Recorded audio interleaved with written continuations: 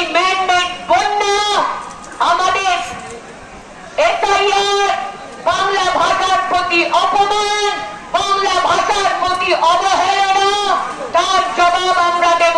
যারা সংবিধানকে মানে না, যারা বাংলার উন্নয়নকে স্তব্ধ করতে চায়, বাংলার সংস্কৃতিকে লাঞ্ছিত করতে চায়, লুণ্ঠিত করতে চায়, সেই সরকারকে আমরা গণতান্ত্রিক পদ্ধতিতে, যেহেতু এটা দুর্গা পুজোর পর চতুর্দিকে আমাদের বিজয় সম্মেলনী চলছে, আমরা এই নারী শক্তি, আমরা সেই অসুর নিধন 2026-এ করবই করব।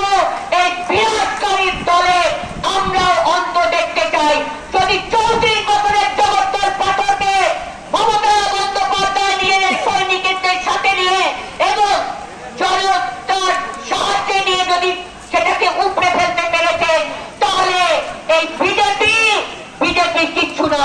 সবাই ভালো থাকুন, সুস্থ থাকুন, আগামী দিনের জন্য প্রস্তুত থাকুন। জয় হিন্দ, বন্দে মাতরম। তৃণমূল কংগ্রেস জিন্দাবাদ, মমতা ব্যানার্জি জিন্দাবাদ, অভিষেক ব্যানার্জি জিন্দাবাদ, তৃণমূল মহিলা কংগ্রেস জিন্দাবাদ। জয় বাংলা।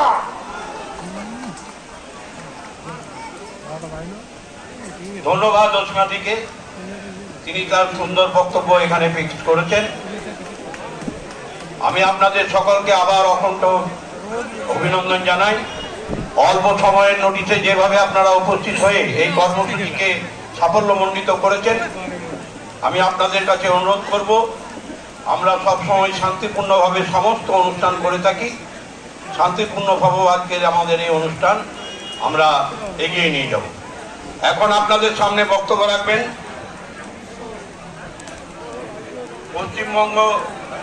পশ্চিম বর্ধমান জেলা পরিষদের সভাধিপতি বিশ্বনাথ বাউরি মহাশয়। ধন্যবাদ। আজকে এই আমাদের সভার যে সঞ্চালনা করছেন প্রভাতদাকে, আজকে আমাদের মঞ্চে চাঁদের হাট বসেছে, আপনারা দেখছেন। এর সঙ্গে 3 জন মন্ত্রী বসে আছেন।